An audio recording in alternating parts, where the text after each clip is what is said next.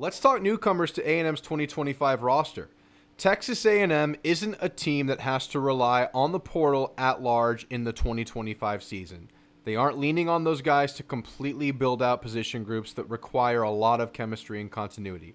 They added some to the receiver position, but the receiver position is a place where you see new players make a splash all the time.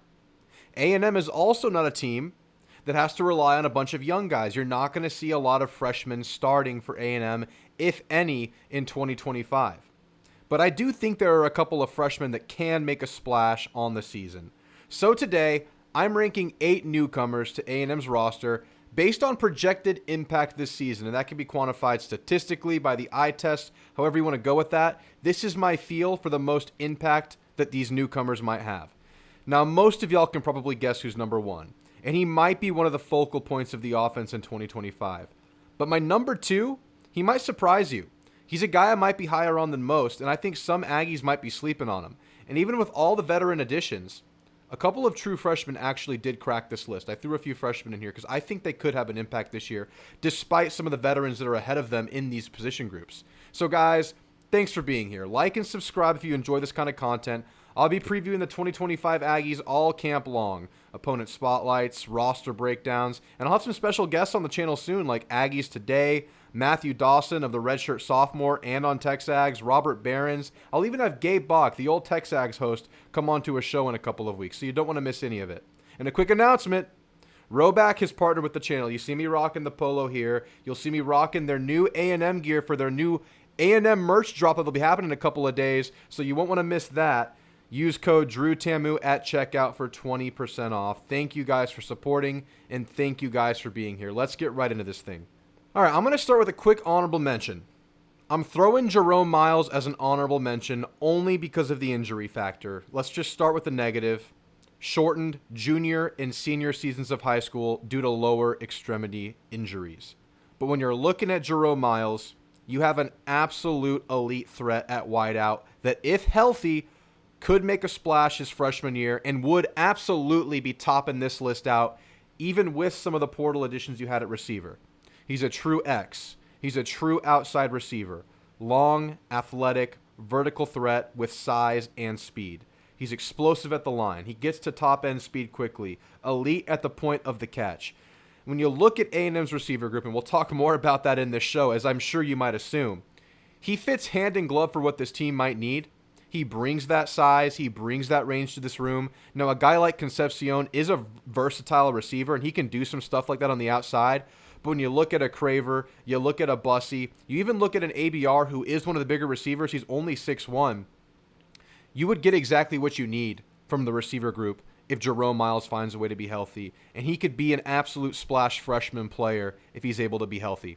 But let's get in the top 8. Now, I had to mention Jerome Miles. The only reason he's honorable mention and not on this list is because of that health thing.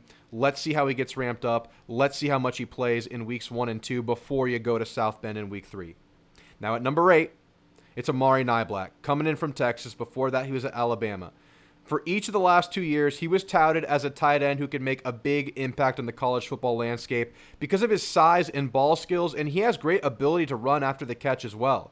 Now, he's just a tight end that hasn't found his footing in college yet.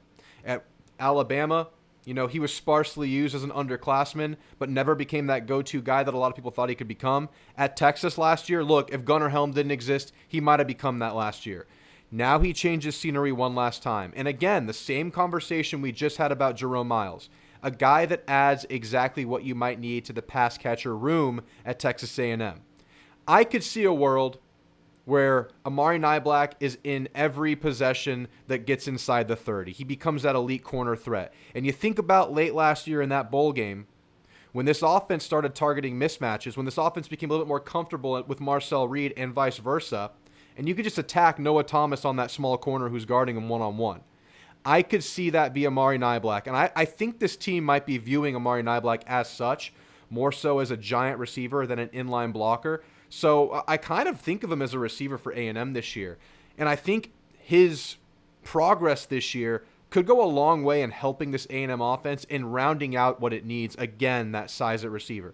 And just notice that that's a point of emphasis right now on this show, is that we're looking at the size needed at receiver. And that's why these two guys have such a big opportunity to add to this pass catcher group.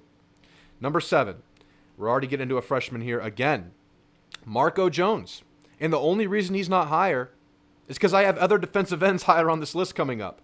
Freaky athletic at 6'5", 245. Played linebacker in high school because of his athleticism and instincts, but he projects as a true edge rusher at A&M and at the college level. 6 sacks in the spring game. With that size, with that athleticism, he can just get around offensive tackles. Now, he's going to have to build out his arsenal of counters, that inside spin move that we see Cassius Howell working on. He needs to get that instinct going as a defensive end to be that to truly morph into that position group, because he was, again, a different position in high school. But players have name-dropped him in interviews. Coaches have spoken highly of him. And he's a guy that even in a crowded veteran defensive end group, that I would not be surprised at all to see a regular role for a guy like Marco Jones, because you got Rylan Kennedy, you got Cassius Howell, you got other transfer portals coming in. And I still think Marco Jones is going to have some sort of a role on this team, whether it's on the clear passing downs, whether it's on maybe as an outside linebacker as a blitzer. We saw Solomon DeShields do a lot of that last year, coming off the bench on third downs and just be a guy that gets after the quarterback. I would not be surprised. In fact, I almost expect Marco Jones to find himself a role like that. So I have him at number 7 on my newcomer player list. At number 6, Julian Humphrey. And this is largely here because of fit, and he is exactly what this team needed. You think about your team last year. You have Des Ricks out there playing a ton of football as a sophomore, but again, a freshman-aged player because of an early classification, redshirt year at Bama. And he sure as hell took his lumps. And last year, if you had a veteran coming in from Georgia, coming in from the Kirby Smart School, with all that experience as a third-year player, you better bet that he would have been playing last year in a position where you needed some veteran leadership. Now, Des Ricks has gone through those lumps last year. You imagine Des Ricks will naturally improve just going through that and maturing as a player. But you add this absolute floor raiser who has high-end SEC experience from Georgia. Now, you can argue that, he also took his fair shares of lumps at Georgia. He wasn't the perfect player. But I think adding him to this room specifically and putting him next to Des Ricks in that battle, you would assume, specifically, really, really helps this football team. Because I think they're going to split reps. But I think also adding Humphrey, who is also touted as a great off-the-field player, a great teammate, a great guy that players want to be around. He was highlighted as such at media days by his previous Georgia teammates. I think he's the kind of guy that just helps the room out. He's the kind of guy that this room needed because it struggled last year, in a position that specifically struggled last year in Des Ricks. So he comes in. You get Javon Thomas back, who by reports was injured for long stretches last year and couldn't really help Des Ricks out to his fullest. And to be fair, Javon was probably a guy who had a longer arc on his college development anyway. I think you just really, really raise the floor of this corner room by adding a Julian Humphrey. More so than just his individual impact, and it could be great. One of the faster corners in his class, he ran a 4.38 in high school. If you played CFB 26, you know he's a speedster at 98 speed for whatever that's worth. But I think he adds immediate depth, competition for Des Ricks, and I think he's a guy that really just helps this whole room out, and he helps this whole team out in turn. And number 5, and now we're moving out of that defensive line where you lose 3 starters to the draft last year. It's Tyler Onyedim, the transfer defensive tackle out of Iowa State. Was never a big play guy, not a guy that gets a ton of sacks, not a guy that makes a bunch of flashy plays, but an interior lineman with a lot of athleticism at 6'4", 295 that can absolutely complement this defensive tackle rotation where you really, really needed a guy like this. A light-footed interior D lineman, played some outside at Iowa State, where it was a 3-4 defense. He lined up at 5 tech at times. A guy that you might move outside on clear running downs where you want a bulkier, strong side defensive end. I would not be surprised to see some short yard stuff. He moves outside and you go double heavy on the inside with, say, a DJ Hicks and an Albert Regis. So you add versatility, and you just add another veteran to round out this rotation. Oh, and by the way, another guy that looked absolutely spectacular in the spring game, was all over the place. Maybe didn't have the numbers that Marco Jones did in that spring game, but, had similar level impact just living in the backfield, being a productive player. Not a flashy guy, but a productive guy and a guy that just rounds out a rotation where you needed it the most. So I'm having him at number 5, not cracking my top 3, but a guy that you're going to see a lot of and could even be a day 1 starter. At number 4, We're going to go with TJ Searcy out of Florida at the edge position. At 6'5", 255, he's your prototype edge build with speed and bend, and he's done nothing but improve and improve in his time at Florida.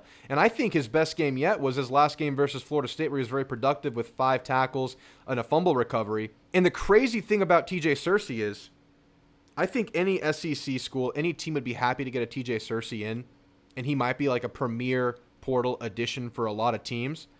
But at A&M, he's not even the top defensive end on this list. I have one guy I put above him. So I think TJ Searcy comes in and he's in a really favorable position to help this team out, because he could start opposite Cassius Howell, and you could have a TJ Searcy coming off the freaking bench.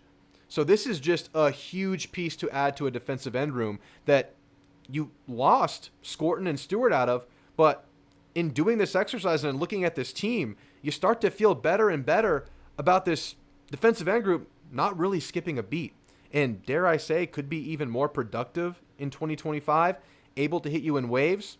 We'll talk about that other guy in just a second before we get more into that.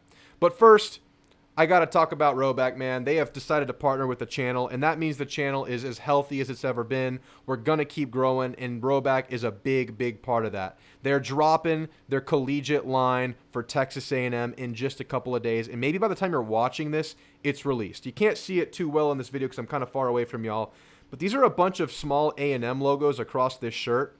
They're dropping another similar one that has a bunch of Kyle Fields on the shirt. They're also dropping another really nice quarter zip. And I think you guys are going to be rocking this one to the November games, maybe versus South Carolina. A nice, lightweight, long sleeve thing that you can throw on over your Roback polo. They're dropping a bunch of stuff. They're dropping hoodies. Y'all are going to want to check that out. They're dropping that line very soon. Use code Drewtamu for 20% off your first order. And number 3, Mario Craver.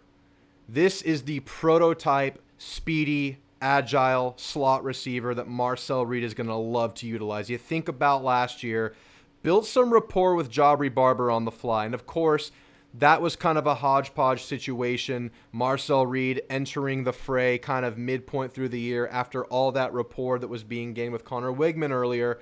But I think Marcel really liked using these short pass catchers, these short-range pass catchers, and Mario Craver fits that mold perfectly. Had some big plays under his belt, too, at Mississippi State last year as a true freshman. The only reason you didn't hear more about Mario Craver last year is because he was on Mississippi State. If he was on a more functional offense last year, I think he's a household name. I think most SEC fans would know about Mario Craver. But now jumping into an offense where he's not going to have to take on like a giant responsibility, he's not going to be the only go-to guy out there. He just fits right into where he's supposed to be. I think we're looking at KC Concepcion as the lead guy here, but I would not be surprised if Mario Craver gives KC a run for his money this year, because I think this guy has all the ability in the world. Now, he's a smaller guy at 5'10", 165, but his game is speed anyways. His game is getting open, ability to cut either direction on a dime, the prototype slot receiver. I think he'll be a great safety valve for Marcel Reed. He'll get him out of binds. He'll be there in that kind of check down role at times. He'll be there in that short passing game. He'll get involved in RPOs as a pass catching threat. And I think Mario Craver should be a guy we're almost as excited about as KC Concepcion. I think he has that level of upside, guys. And you think about what he went through last year. He went to Georgia. He went to Texas. He went to Tennessee. He's seen it all in the SEC already. So you're getting this young guy in, but he's no rookie. He's no novice. He's a guy who's been around, and now he unifies with a very complete offensive outfit. And I think you should be really, really excited about Mario Craver, as I'm sure most of you guys already are. And number 2, and this one might be one that surprises you a little bit. This is a guy that I am personally very high on, and I think this guy is my projected starter at defensive end, although that could go a million different ways. That's not a super confident pick, but my guess right now is Dayon Hayes. This guy was extremely productive 2 years ago at Pitt. He transfers in from Colorado last year where his season got shortened by injury. Didn't really get going last year. Injured, I think, in the second game. But at Pitt in 2023, very productive. 45 tackles, 10 tackles for losses, 4 sacks. A guy that can play that strong side defensive end position, because you think about our defensive end group at A&M, it's a very, very light unit. TJ Searcy, 6'5", 255. I think Cassius Howell's up to 250 pounds now. You don't have anybody that's kind of stockier or bulkier in that run-setting edge spot where you want a guy like Dayon Hayes to fill that role. So I think he kind of complements the slew of edge rushers, the slew of quicker guys you have at A&M. And he's not huge. He's not the 280-pounders we had last year. But he's a guy that complements this unit nicely. And keep in mind, this guy's been around in college for a long time. His freshman year was the COVID year. So he's one of the last holdovers of that COVID eligibility group. So he brings immense experience, immense veteran leadership, and I think that's going to pay dividends. I think he's going to be a strong player. I think he's going to be an explosive player, and I expect him to make some big plays for A&M in 2025, especially in that run game where he can kind of just, stonewall some offensive tackles and throw them off and make some tackles in the running lanes. I think that's something that Dayon Hayes might do really well for A&M. He looks spectacular in some of the snippets we're getting from fall camp right now, and I'm really, really excited to see him play. Another guy that played really well in that spring game along with Onyedim and Marco Jones. So that's 3 defensive ends we've mentioned in just the Newcomers video. You still have Rylan Kennedy. You still have Cassius Howell. You brought in Sam Mpemba from Georgia, who looks really, really good right now in his fall snippets. Of course, that would take that for what it is. It's not the real thing just yet, but for whatever that's worth. This defensive end group looks really healthy, man. I'm very bullish on the group. Now, the interior, let's see how that rotation rounds out. Let's see who the big dogs become in that group. I have a good feeling about Albert Regis this year. I like Onyedim. DJ Hicks has a lot of ground to gain this year. He can really make a name for himself. But this defensive end group looks like it's one of the classic A&M game changers that we've seen in recent years, at least by personnel. Let's see how this thing comes together. And at number 1, let's just have fun with it. It's freaking Casey Concepcion, man. It's number 1 by a wide margin. This guy's going to be an absolute leader of this offense. He's going to be a centerpiece of this offense. He's going to get balls in the backfield. He's going to be going out for routes as a receiver. He's going to be involved in RPOs. He might take some wildcat snaps. And you know what? I think we might have 2 of these guys. I think Terry Bussey is just kind of a younger version of what Casey Concepcion is now. Because I think Casey Concepcion has some gadget stuff about him. I think Bussey has some gadget stuff about him too. So you just have an extremely versatile player here to go along with Bussey, who's the younger version of that. And I just think that he's the clear wide receiver 1 that A&M's been begging for years. I think he might be the most clear wide receiver 1 since Christian Kirk, and I think that was 2017. I think you're going to target him that much. I think he might have that kind of statistical year if Marcel Reed takes that step and this offense performs as we think it might. I think we're looking at an 800-plus yard year for him and maybe getting close to 1,000 if you include all-purpose, because I think he had like 300-plus rushing yards at NC State.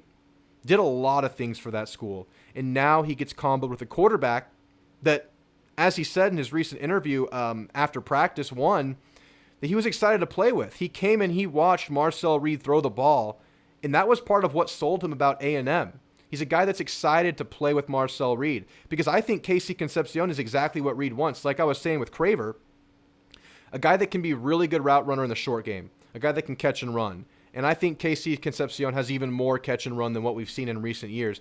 I get some Anais Smith vibes from him in his style of play. When you catch the ball, you immediately become an elite ball carrier, a guy that can, lower his pad level, go through guys, push piles, a guy that can get around people, a guy that can use his speed to break angles. Casey Concepcion really is the full package. He's also a versatile receiver. You have Craver the slot, and you could easily just start Casey outside and feel good about that. He said as much. He feels comfortable there. He's 6 foot. He can do whatever you need at receiver right now, and I think he is the perfect fit as wide receiver 1 next to Marcel Reed. So, guys, what do you think? What do you think of my top 8 list? Would y'all reorder that thing in any way? Are there any other names you would add to that list? Let me know in the comments below. I'm really excited to see these guys. Again, you're not a team that has to rely on portal players at large. At receiver, you do. But I think receiver is a position group where guys plug and play all the time. But you're not starting from fresh in the secondary. Your defensive line, I know you bring in a lot of defensive ends there, but you still have your leaders and Howell and Regis out there to stabilize that thing. You're not just relying on a whole new look group really anywhere besides receiver, where we're happy to do that, and it hasn't been productive at A&M in recent years. So I think we're in a really good place to see some of these guys hit the ground running in 2025. Guys, thanks for watching. Like and sub. I'll see you in the next one. Gig 'em.